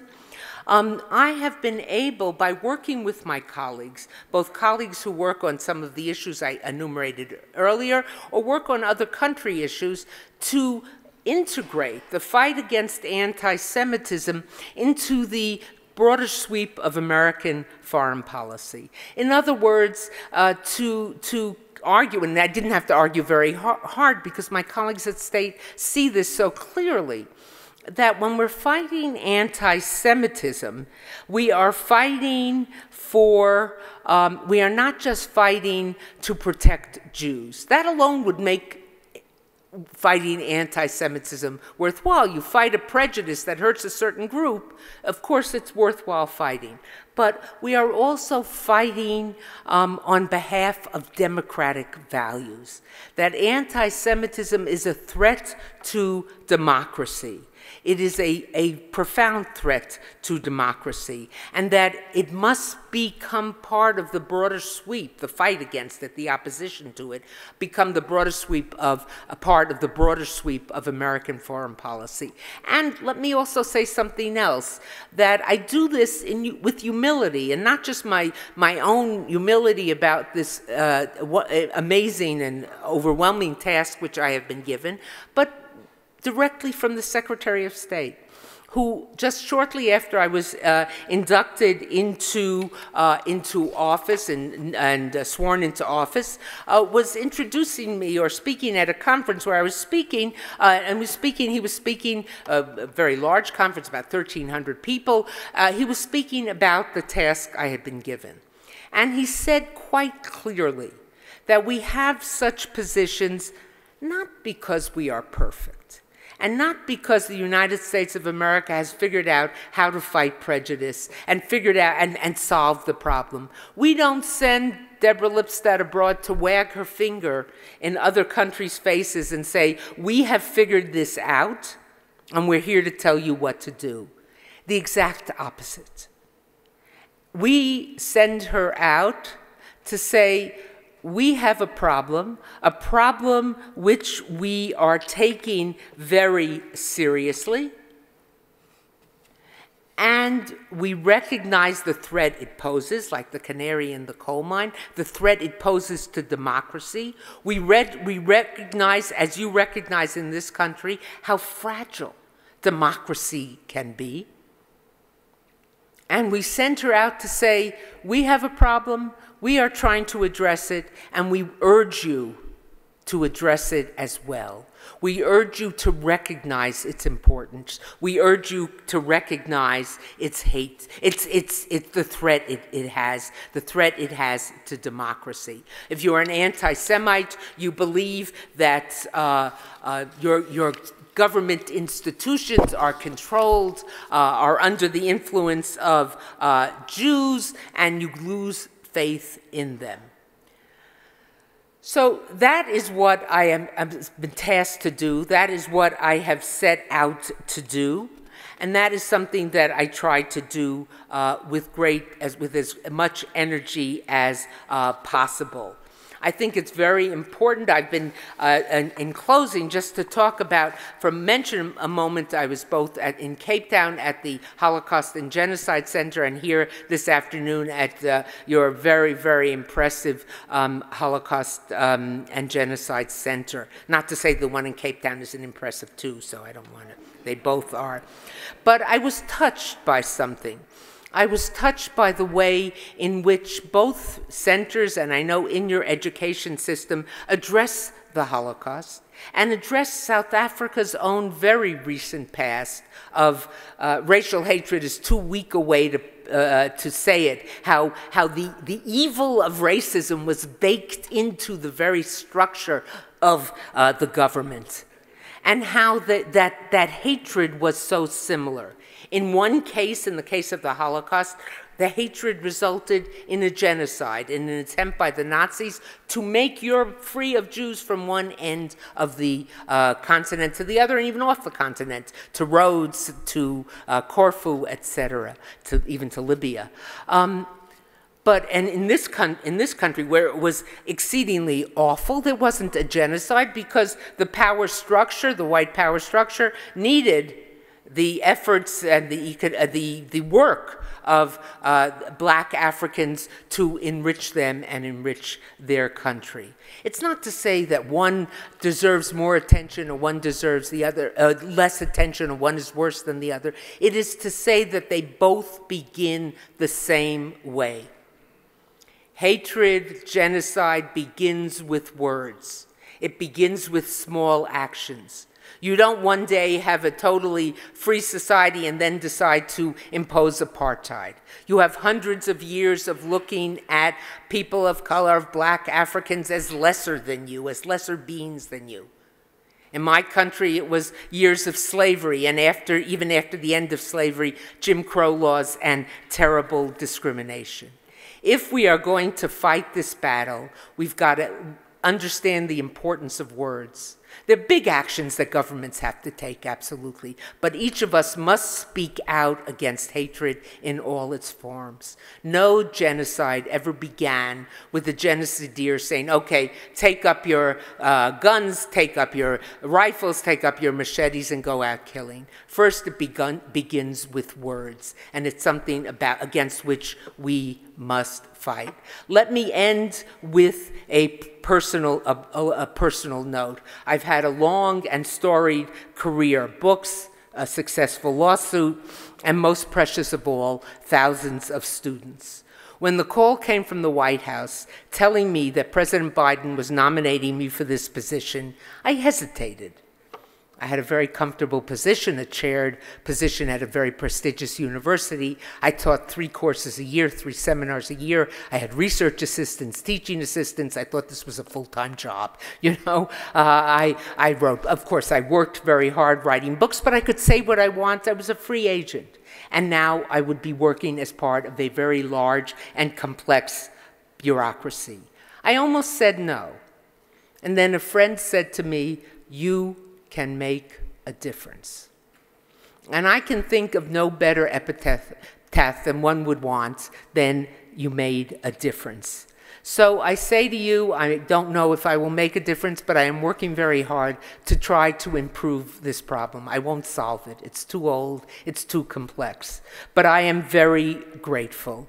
And one of the cornerstones of Jewish traditions, as many of you know, is a concept of hakarat hatov, gratitude, recognition of the goodness and the gifts we have been given. In fact, the first words out of a Jew's mouth every morning are supposed to be, according to tradition, modeh ani, thank you, modeh from Todah, thank you. We thank God, we thank the powers that be that have given us life and given us the strength to go on for another day and try to make a difference. So I want to close with those words, modeh ani. I am so very grateful to have this opportunity to make the world safer, not just for Jews, but for democracy and democratic values.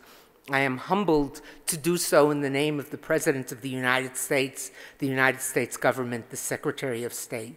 I am honored to have been here in South Africa, where the forces of good and justice and tolerance overcame a despicable policy of state-sanctioned discrimination. And I am grateful for the hearing you have given me, and so grateful for your efforts on behalf of this fight. Thank you very much.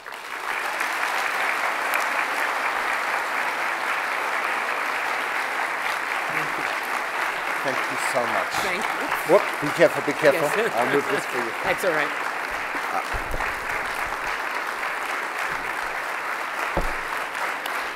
Thank you.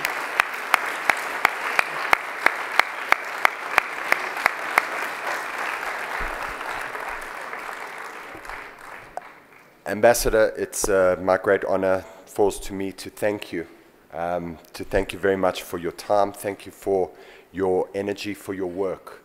You expressed, I think your words were a desire to make a difference. And I think that is without doubt.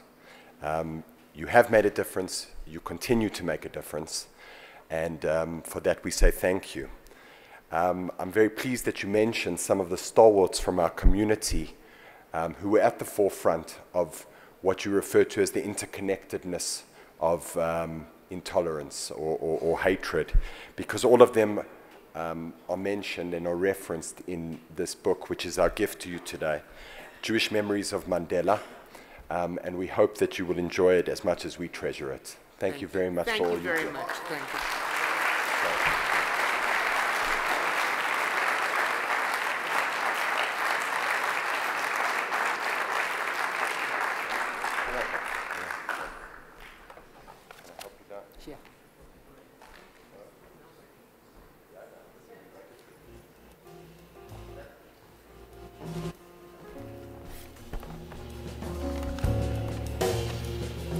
Good evening, ladies and gentlemen. My name's Danny Mofsovitz. I'm the Vice Chair of the Gauteng Council. Tonight, I have the privilege and pleasure of recognizing and paying tribute to a fellow South African whose capacity for giving seems limitless. Clive Mashishi is a dedicated social upliftment activist. When disaster strikes, Clive is on the ground, providing relief to our country's most vulnerable. Through a close collaboration between the Clive Mashishi Foundation, the Angel Network, and the South African Jewish Board of Deputies, he has established numerous soup kitchens across our province, ensuring that thousands of people from Gauteng's most impoverished communities receive a meal on a regular basis. Clive does this all in the name of the Jewish community. When Clive started to notice a rise in anti-Semitism in areas in the Vaal, he launched an awareness campaign on social media and public platforms under the hashtag #WeRemember, a widely recognized initiative targeted at combating anti-Semitism and racism. He has played an incredible role in educating and sensitizing a large part of the public that our own community is unable to reach to the evils and dangers of anti-Semitism. His campaign has sparked much-needed dialogue around anti-Semitism and prejudice in general. Clive, we feel so privileged to have worked with you. Thank you for enabling the Jewish community to help uplift the lives of our fellow citizens, for providing hope, and for confronting prejudice and hate. On behalf of the Gauteng Council, I salute you, Clive, and I thank you for your unwavering commitment to making a better South Africa. Before I call upon Clive to accept his award, we'll be viewing a short video made by Silas Masala. I'd like to thank Silas for this wonderful tribute to Clive.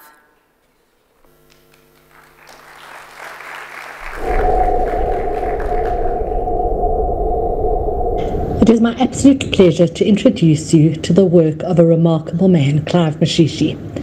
Clive has two passions.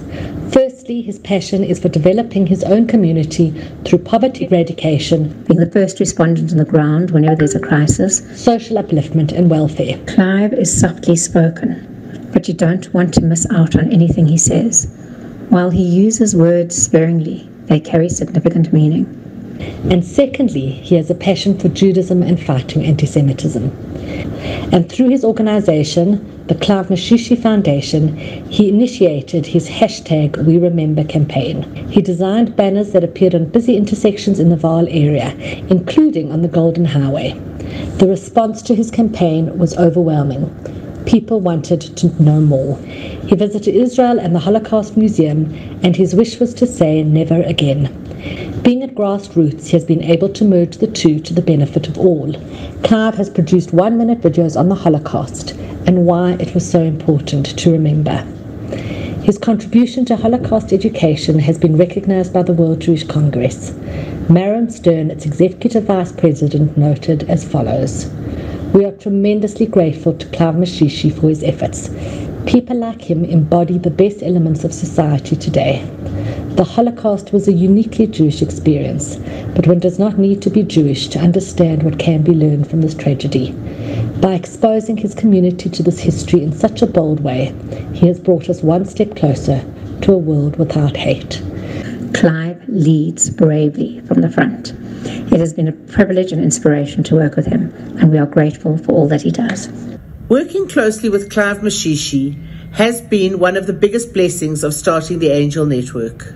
I have learned the true meaning of generosity of spirit by watching Clive, who gives with his whole heart. We met Clive when his community became a beneficiary of the Angel Network. Very soon, Clive was our soup kitchen manager, assisting with assessing and setting up new soup kitchens. Today, he is a colleague and a valuable member of our executive committee. Heartiest mazel tov, Clive, on this well-deserved recognition.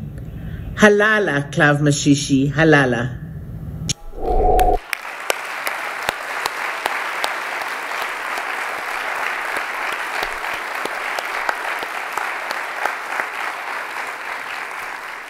It's now my pleasure to call up Clive Mashishi to receive his award.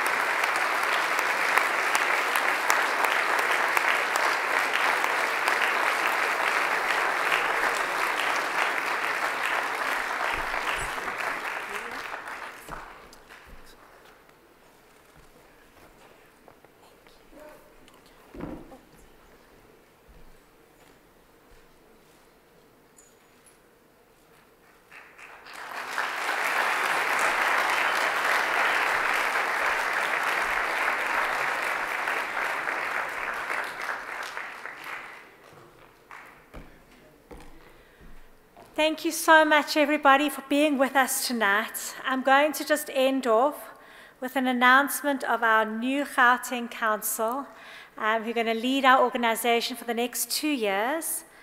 And I'm just going to list the council: Astrid Berman, Reva Foreman, Leslie Ann Gatter, Sherry Hansen, Rabbi Chazdan, Ruby Itchakovitz, Harold Jacobs, David Cumming, Sean Mattison, Danny Mofsovitz, Nick Salamalela, Rabbi Shaw, Bernard Shaw, Monica Solomon, and Daniel Witz. Congratulations, and thank you for being part of our organization.